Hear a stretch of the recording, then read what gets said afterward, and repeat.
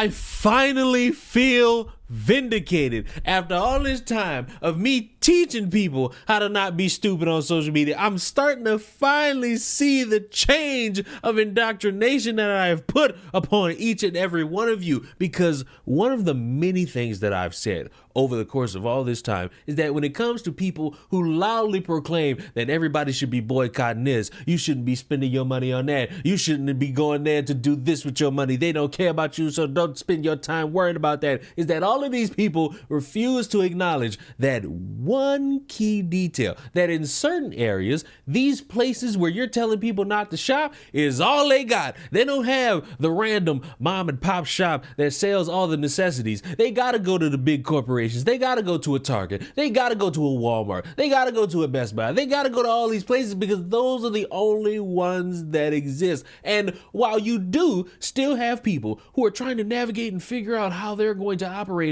in terms of what they're going to do for the upcoming school year, because they've spent all their time boycotting, and now that the school year is coming up, they don't know what school supplies that they could go get so that they could support little Timmy and Susie. Question for those of us who are parents that have kiddos starting school in a couple of weeks. Where are we going to get school supplies?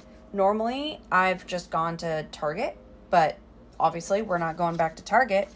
And I got a list that I need to go. So where do we go?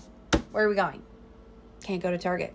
Where are we going? You do have people who are realizing that despite the blatant racism of history as it pertains to a store, I'm gonna go with Buc-ee's, they still have to shop there and get gas and get adequate food, all because that's the only place that can go in terms of a road trip. I am currently at Buc-ee's, which has a well-established history, especially in the last few years, of being racist.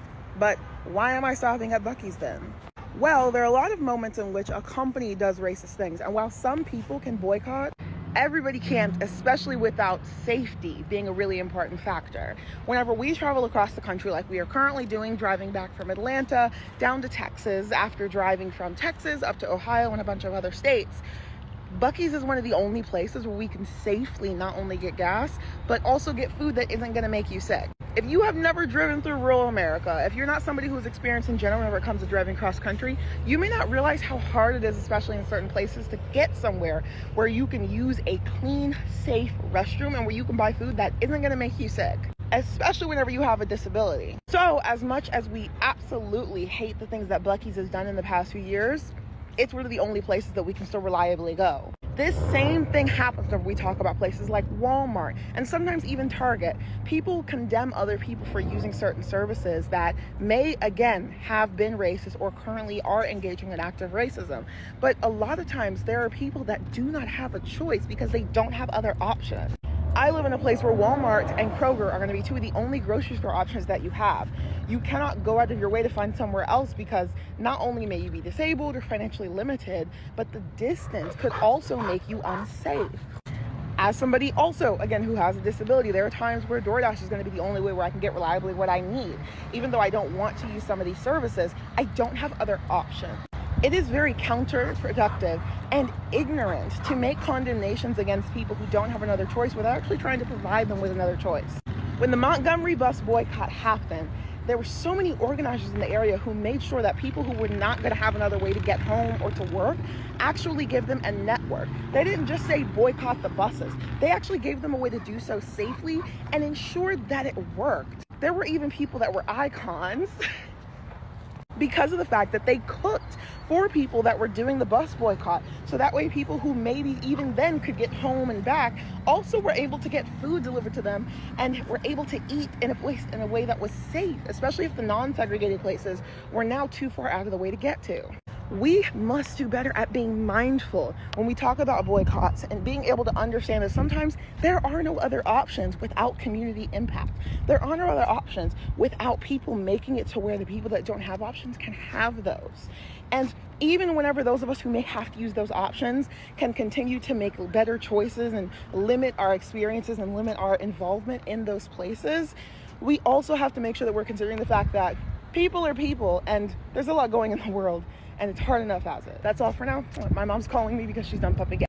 I do love that this conversation around race and race relations and sticking up for the mom and pop shops and sticking up to the black owned businesses goes completely out the water when talking about good food, safe environment, going and getting to the bathroom and making sure that you're nice and wiped clean. I love all of that because while you're sitting there making those reasonable expert analysis, you're smacking all of the logic in the face of a bunch of people who want you so desperately to support the mom and pops, because that's that double entendre. That's that double whammy that people like to say when they're talking about how these corporations are evil, support the small working class business 9 to 5 that's struggling to make ends meet, because when you have inadequate service, that's going to lead to people to say, not really going to come here ever again. Oh, this environment is not safe. I can't come back here again because I don't necessarily feel safe. And I like this. I like that more and more we're seeing this type of rhetoric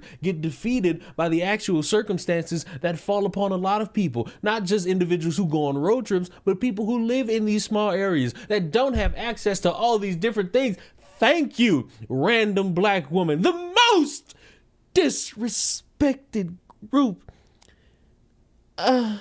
in American history, because without you, it wouldn't be possible. Thank you for your layer of critique. Thank you for your backhanded compliment. Thank you for recognizing the hard work of the man who teaches the internet on how to not be stupid on social media. And with that, I leave it in your hands. Is it something to note that the history of racism regarding Buc-ee's, which was, I believe, a case where someone got accused of stealing or someone got accused of something by store managers and they called them out on it, which led to the lawsuit? Or is it a matter of understanding that no matter how much people try to cancel a store because of insert political reason here, insert issue there, insert discrimination of some subject matter of insert group here, what matters is that people find things to purchase so that they could feed and provide for not only themselves, but their fucking families, which was the point to debunk anybody spouting this stupid shit in the first place. Subscribe to the channel. Let me know what you think in the comment section down below, and I will see you all in the next one. Mwah. Goodbye.